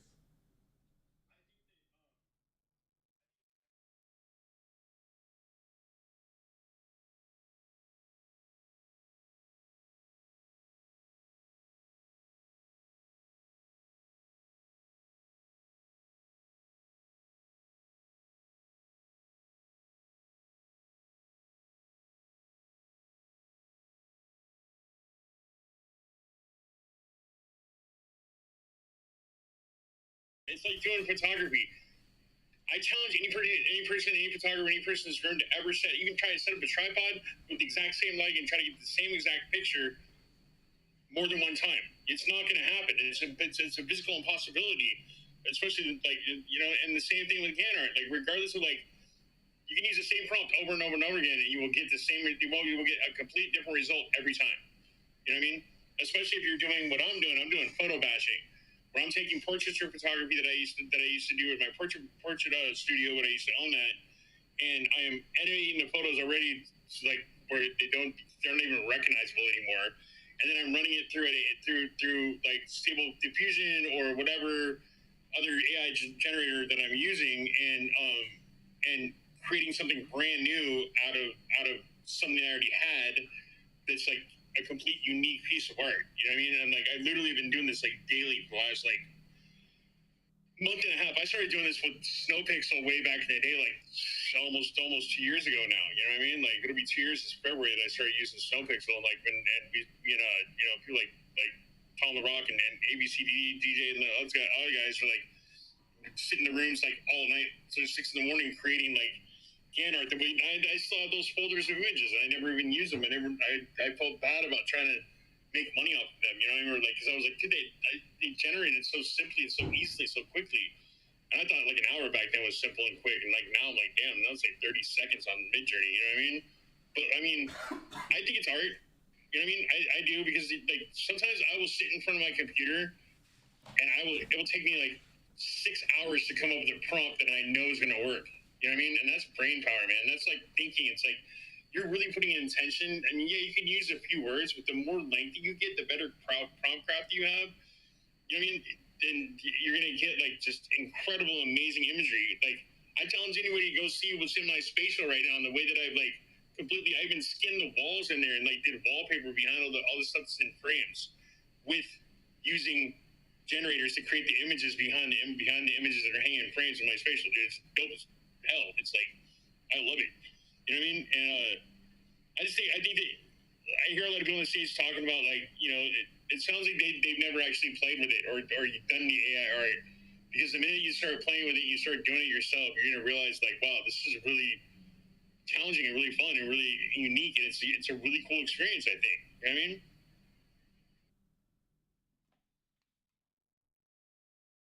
That's amazing. I had never thought about the prompts actually requiring that much thought, and it makes sense. Definitely. I call it prompt craft. That's my nickname for it. Everybody makes fun of me for it, but I'm like, no, it really it is. There's a craft to it. Some of my prompts have 60, 70, 80 words, and there's plus signs in between each one. You know what I mean? And like different colors and different tones and different variations of different aspects and like directions or like numbered, like using geometry to angle out the way that I want the image to like, if I'm making a character, which angle I want them to point in. You know what I mean? Things like that. Like there's little stuff that you can do like that with using the prompts that it's going to completely change what you're gonna put out, what the put out is going to be. You know what I mean? And now they're talking about like Foremost Psychotic is right now as we speak is working on the Forum V3, and he's about to release it to the public as a Google Cloud folder that's going to be able to generate 3D video that's flawless. That sounds insane. I'll believe it. I'll believe it when I see it. you'll generate like you'll do like a generation of like 1,000 images, right? Like a thousand image prompt, right? And it'll spit out those 1,000 images, and then we'll take those 1,000 images and then blend them all together into a 3D video.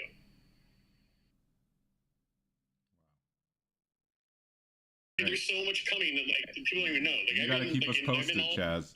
It sounds like you're going to be ahead of the curve. You know, you want to know about all the latest AI GAN technology that's coming out. And can you just clarify what exactly is GAN stand for again? It's General Augmented. It's what is it? Generative Adversarial Network. Network. Yeah. I always trouble with that because, like, you know, I had brain surgery 13 years ago, so that's a hard sell for me to like remember and pronounce it every time. Until I start like saying it all the time, which like I'm trying to do because I'm trying to veer people away from the whole thing of being like an AI artist. I'm like, dude, we're doing art created with the assistance of an AI that's like a generative, that word, neural network. You know what I mean? Like, I always have a hard time with that word generative augmented neural network. Yes. Is that what it is? Yeah, I'm like that's basically like what we're doing. We're creating art that's like assisted by that. We're not creating art we're not AI artists because we're not the AI. You know what I mean? We're creating art. We're artists that are creating art with the assistance of the AI. It's us that's creating it. We're the artists. It's our mind and our like thought process going into this, or using like. I even know people that are doing like visionary psychedelic paintings, and like they're scanning their paintings as high-res files, dropping on the internet on a Google Drive folder, taking the URL from that, dropping it into as a photo prompt, and then generating with their words on top of their own paintings, and creating something brand new. That's really cool. It's really cool. Yeah, there's all kinds of there's endless possibilities. Like if you look up, his name is Pharmapsychotic on Twitter, and he's the master. He's the one that has like he's been at this shit for like 10 years now, and he's like literally like has like a list in any one of his Google Live folders. It's like for other AI tools, and like it's just an entire like 6-scroll page down to like different folders with different effects and things you could do with them. And like it's just there's so much coming out, dude. It's gonna be huge. Let's go. There you go. Can you say that Twitter account one more time, just so anyone who wants to get into AI can follow? Formal psychotic. Just share the link in the chat if you could. Okay. Cool. Yeah. But thank you for joining, Chaz. See, I knew someone would drop in with the alpha of from the community, the GAN community. I'm gonna share the chat. I'm gonna share the link to the actual like Google Collab folder. If anybody needs any help, well, I can't link it because I'm not a I can send it to you. You can put it up. Yeah, sure. Or drop it in the Discord. Actually, you're in the Dream Conduit Discord, right? Share it in the general chat for the people. Yeah. Share it in there. Share it in there. It works.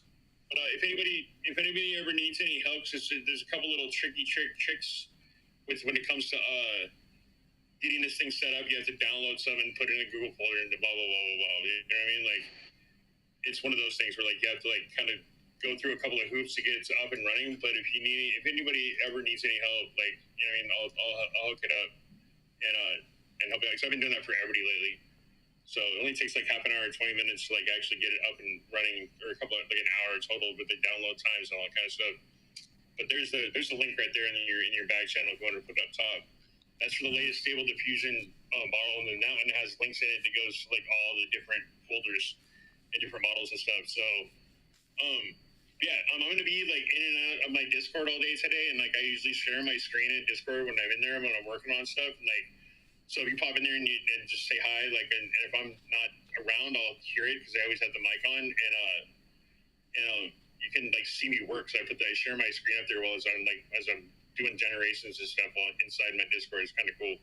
I mean, not my Discord, my spatial. If you have a spatial account. The Google Collaboratory. All right. Yeah. So anyone wants to get some AI tips and walk through. Yeah, just come. Yeah, if you have a spatial account, just go on my Twitter and like on my link tree and like come in my spatial and like I'll hook it up. So I'm there every day, all day. That's like my new hangout. I'm trying to make that the normal outside of Twitter space, like and Clubhouse and shit. No doubt. That's what's up. So I have some fancy art in there too. So it's amazing. Keep doing what you're doing, Chaz. It's very impressive. It's awesome. And thanks for dropping the knowledge. Lots of value there. GAN art, it's not going anywhere. So that's what's up. ABN Low, for the third time, I'm going to try to call on you. Any thoughts on AI art and GAN art? If you're around your mic, I'd love to hear. I was saying earlier that I think you have my only NFT that's GAN NFT. I think I have one or two, and it's Natalie's Opium Den, and it's a GAN piece from you. You know, I've been thinking about the GAN thing, right? I've been listening to you guys talk for a little while, and I'm starting to feel like artificial intelligence, machine learning, assisted art, however you want to call it, is just an expression of nature. I find it to be extremely natural that humanity insists on making things to the point where we've started to make things that make things. And I think that when you're talking about AI, especially artificial intelligent art, right? Art that's created by algorithms and computers and programs and shit like that. I think when you really step back, the true artists are the people who wrote that shit, the people who created the AI. That's their art, right? We are the tools that they are using to express their capabilities with a computer. You know what I mean? And I think that as time goes on, all these conversations we're having are going to become moot, because it just will be. It'll just be art. Art is the thing. The thing about it, right? There's a lot of, before I got into painting, there was a lot of art that I was a real big fan of, and I never knew who the fuck made it. Right? I never knew who the painter was. I didn't care. And I think that art, when they say beauty is in the eye of the beholder, sometimes the beauty isn't just beholding. Right? I don't need to know the backstory. I don't need to know anything. I just like this thing, and I like looking at it, and I like the way it makes me feel while I look at it. And now I'm tired of looking at it, and it's over. Right? So I think in the future, the question of did a human or did a machine make this is going to be irrelevant to most people. They're either going to like it or they're not. They're not going to care where it came from. And I don't care where it came from. It's the thing of, also, you reach a point, right, where if you can do it with people, why can't you do it with the machine? Like, so for instance, do you separate the art from the artist? Like, I was reading an article this morning about one of my favorite painters in the whole wide world, inspiration, Salvador Dali, and how fucking much of a piece of shit this guy was, right? So do I all of a sudden disregard all of that art because he felt like I should be a slave, right? Like that nigga, he was like a champion of enslaving minorities. Like, so do what now? All of a sudden, am I gonna say, oh, that art sucks? No. He sucks.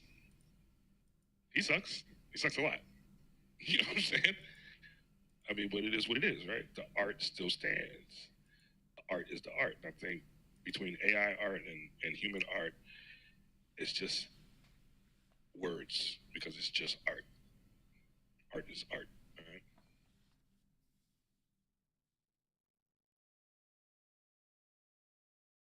That's what's up. Goes back to the art and the alchemy, you know, from nothing to something. And if your eyes enjoy it or whatever, the value is there. It's all subjective. Did you hear about the guy, the artist that won the county fair somewhere? Yeah, Chi told us about it. Yeah, we shared the link earlier. Yeah. I thought that shit was funny. Oh man, it's just the start. Apparently, it seems that's just the start of a new trend. Yep. All right. Anybody else had any? Good to hear you, Lo, too. I miss you, bro. Dave, I'm back on Clubhouse again now, so I'll see you more. Hey, Charles, what's up, bro? Hey, so another train of thought that I think we had a discussion with a friend in the gallery sometime, and one of the things we touched on was, you know, like in the traditional art space where the artist, you know, gets the colors, you know, mixes them and things like that. One thing that we don't take notice is the kind of chemistry that went into making these colors, right?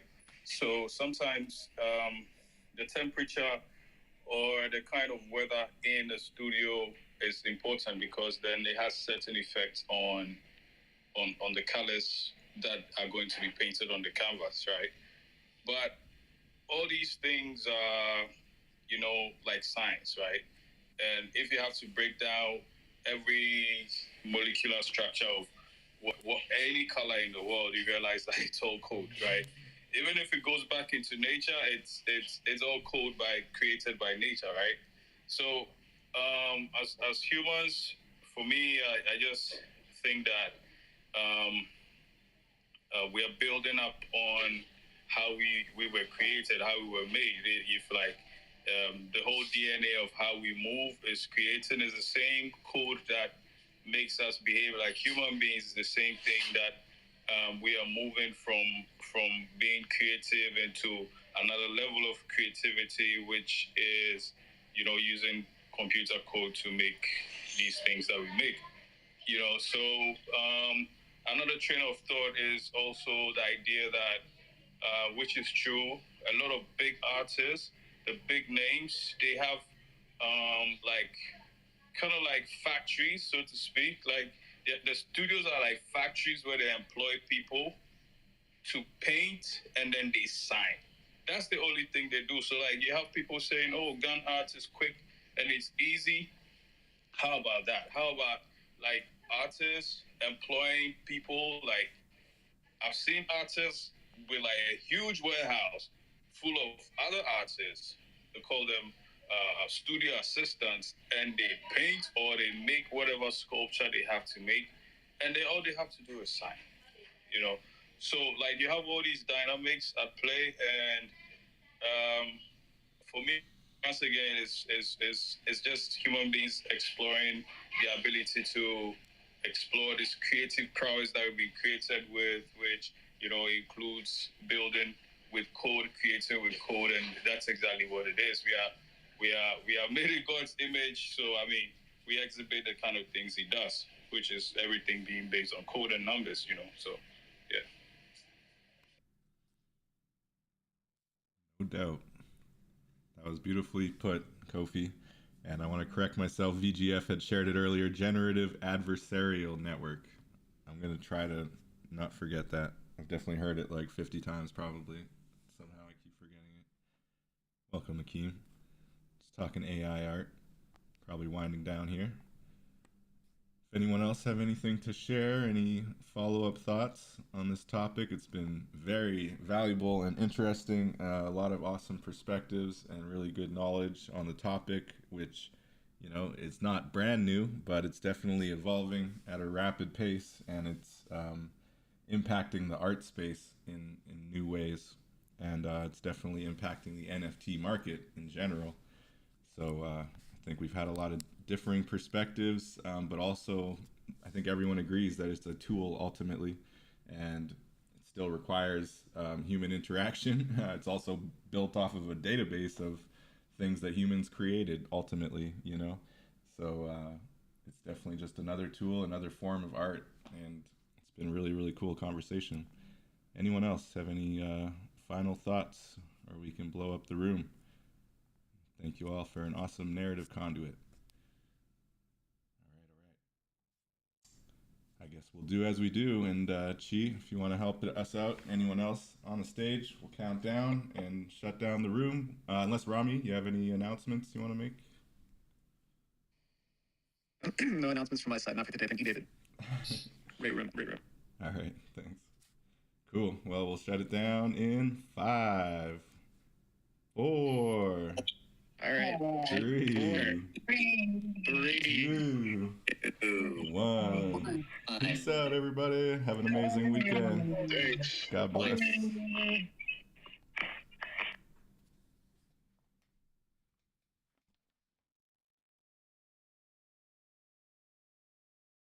Peace out, anybody watching on the Twitch universe in the live streams. We'll be back tomorrow with Low Sleazy on Web3 Warriors.